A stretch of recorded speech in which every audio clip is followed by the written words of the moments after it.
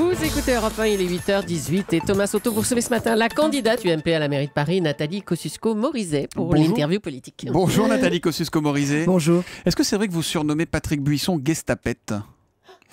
C'est le Nouvel Obs qui affirme ça.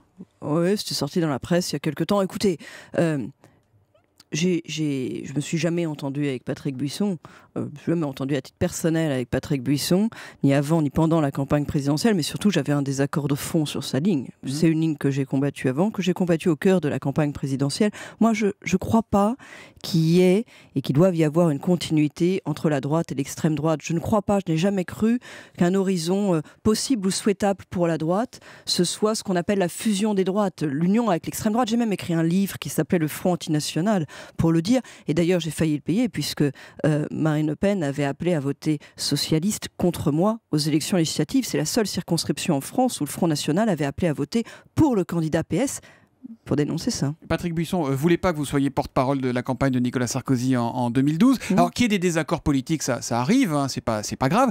Est-ce qu'humainement, vous attendiez à ce qu'il a fait, à ses enregistrements? Est-ce que ça vous surprend, vous? Ce sont des pratiques détestables. Pour dire qu'on a été trahi, il faut avoir fait confiance. Moi, je ne faisais pas confiance. Je ne peux pas dire que j'ai été trahi. Mais enfin, personne ne peut approuver ou défendre une pratique qui consiste à cacher des enregistreurs et à enregistrer à leur insu des personnes dans un cadre privé, comme d'ailleurs dans un cadre professionnel mais fermé. Mais qu'est-ce qu'il vous disait Nicolas Sarkozy quand vous lui disiez « méfie-toi de ce garçon » Vous avez dû lui dire, j'imagine, vous êtes assez proche. Oui, mais j'ai dit ce que je pensais de Buisson, j'ai dit ce que je pensais de la ligne Buisson, ça a été un désaccord. Après, vous savez, il y avait plusieurs conseillers autour de Nicolas Sarkozy. Buisson est quelqu'un qui communiquait beaucoup sur son influence. Il y avait aussi d'autres conseillers plus discrets. Évidemment, c'est pas eux qu'on entend dans les enregistrements, puisque c'est Buisson qui les a fait, donc il est là. Mais Sarkozy, quand vous lui disiez attention, il n'est pas fiable, ce que vous pensiez, il vous écoutait ou pas? Il trouvait que c'était une ligne, une analyse de la société qui était intéressante et qui devait être entendue. D'ailleurs, c'est une analyse de la société qui existe, qui est là. Après, ça n'empêche pas de la contester. Moi, je la conteste. Quand vous entendiez Alain Acco dans le journal de 8h sur Europe 1 dire entendre des arguments de défense de Patrick Buisson, je n'ai jamais trahi, je ne suis pas une balance. Écoutez, enregistrer les gens à leur insu, personne ne peut l'approuver, personne ne peut le défendre. Voilà. Est-ce que c'est lui qui est à l'origine de la publication d'enregistrements? J'en sais rien, mais le simple fait de les faire est évidemment détestable. Vous avez eu Nicolas Sarkozy en ligne directe depuis ces révélations cette semaine? Non, pas depuis la révélation des enregistrements de la semaine, mais je m'attendais tout à fait à ce qu'il porte plainte, en fait. Je trouve ça très logique. Ça me semble être son tempérament, et je comprends qu'il soit extrêmement déçu. Nathalie Kosciusko-Morizet, la semaine a décidément été compliquée pour l'UMP avec la sortie de Jean-François Copé après les révélations du Point. Pendant la campagne de 2012, est-ce que vous vous êtes dit, vous, par moment, qu'il y avait peut-être des excès dans les dépenses, des surfacturations ou des choses qui vous ont étonné, qui vous paraissaient curieuses sur le train de vie de la campagne, on va dire? Je ne m'occupais pas de cette partie-là. J'ai pas de raison de ne pas croire ce que dit Jean-François Copé. Il a d'ailleurs annoncé qu'il portait plainte, donc il aura à cœur. J'ai pas raison de ne pas croire, on connaît des soutiens plus affirmés. Vous avez totalement confiance en lui aujourd'hui ou pas? Mais il a annoncé qu'il portait plainte. Il aura à cœur, j'en suis sûr, de démontrer toute sa bonne foi sur ces questions-là. Maintenant, je vais vous dire autre chose aussi.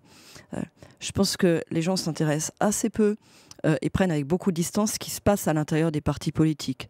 Peut-être pas les militants de l'UMP qui ont mis 11 millions d'euros qu'on mis à la poche pour combler le trou des comptes de campagne qui n'avaient pas été validés par le Conseil constitutionnel. Mais les militants de l'UMP aussi savent que dans les campagnes, singulièrement en ce moment, on est en campagne municipale, il faut dépasser les partis politiques. Les partis politiques, c'est un outil utile pour la démocratie, mais c'est pas de la fin de l'histoire, c'est pas la fin de la démocratie. Vous voyez, moi à Paris, j'ai voulu qu'il y ait une primaire pour choisir le candidat pour l'alternance. Je pense que c'était important, je pense que c'est un élément de modernité. J'ai pas voulu, je suis heureuse de m'appuyer sur la structure de l'UMP, mais j'ai pas voulu par exemple bénéficier de fonds de l'UMP. L'ensemble de la campagne de Paris est financé par des Parisiens, des Parisiens modestes, des Parisiens qui ont plus des moyens, mais qui dans le cadre du financement des campagnes... Pourquoi c'est pas bien de trop s'afficher UMP aujourd'hui? Non, c'est simplement un choix. Et je pense qu'aujourd'hui, les Français sont pas passionnés par ce qui se passe dans les partis politiques. Peut-être pas, mais ça nourrit un peu le tous pourri. On entendait des militants UMP hier qu'on est allé interroger au meeting de Strasbourg. Ça les perturbe quand même, ces militants UMP. Et d'ailleurs, dans toute la classe politique, quand Jean-François Copé demande une opération de transparence générale, il a raison ou il se trompe de voix?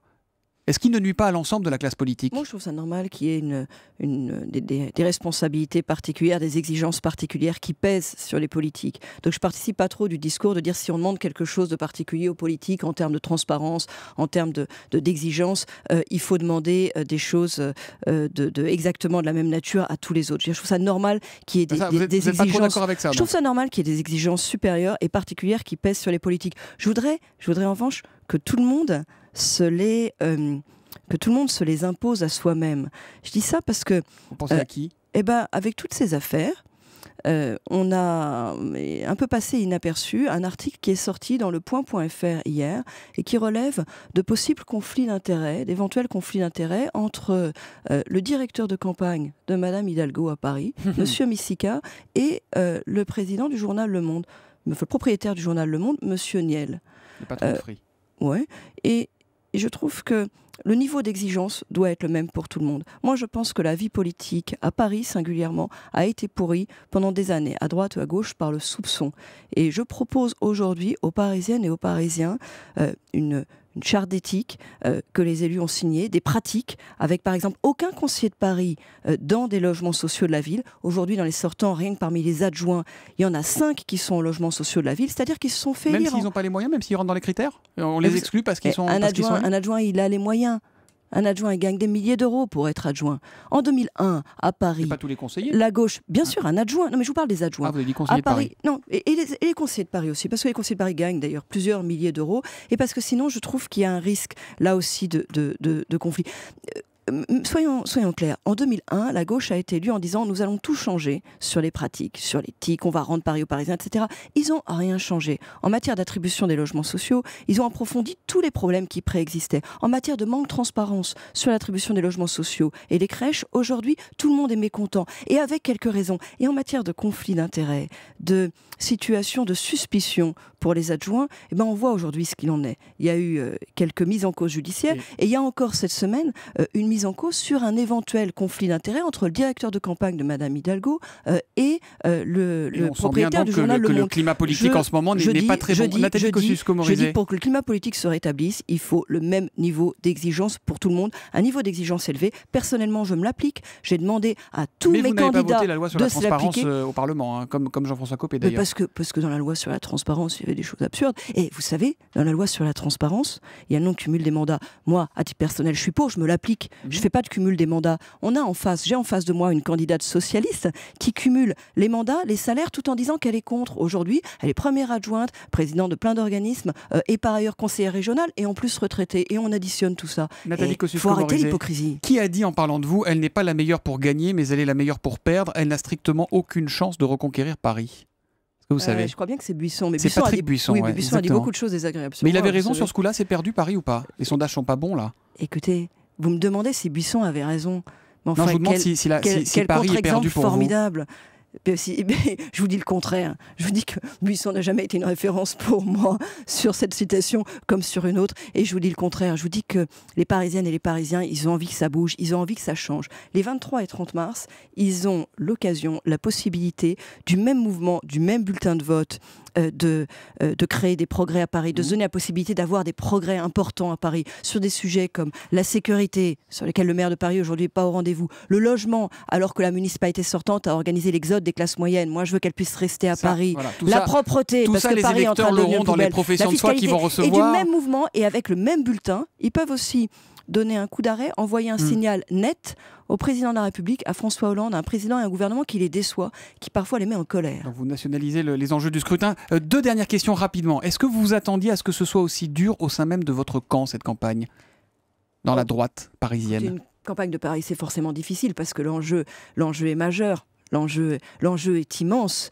Et puis, au sein même de ses propres troupes, vous avez quand même pris quelques coups de couteau dans le dos. J'ai fait un choix, pas seulement dans le dos, mais j'ai fait un choix qui était de faire le renouvellement et de faire l'union avec le centre, une union qui dépasse les frontières des partis politiques. Ce double choix était forcément difficile. Moi, je pense que c'est la condition de la victoire et le gage d'une gouvernance renouvelée après pour rompre avec les mauvaises pratiques des sortants et même d'avant. Vous y croyez encore ? Ben non, mais plus que jamais. Parce que moi, mon énergie, je la tire des Parisiens. Les sortants, ils voudraient que ce soit confisqué. Ils voudraient qu'il n'y ait pas d'élection. D'ailleurs, ils voudraient qu'il n'y ait pas de débat. Madame Hidalgo refuse tous les débats. Elle vient de faire annuler le débat qui était prévu à 5 le 20 mars. Le 20 mars sur France 3. Elle vient de l'annuler. Tous les autres candidats avaient donné leur accord. Paris n'appartient pas aux sortants. Paris appartient aux Parisiens. Et ils sauront le rappeler les 23 et 30 mars. Merci Nathalie Kosciusko-Morizet d'être venue ce matin sur Europe 1. Merci et bonne journée à vous. Merci à vous. Europe 1, 8h28. Pierre Moscovici affirme que le moral des Espagnols est meilleur que celui des Français alors qu'ils ont un taux de chômage supérieur.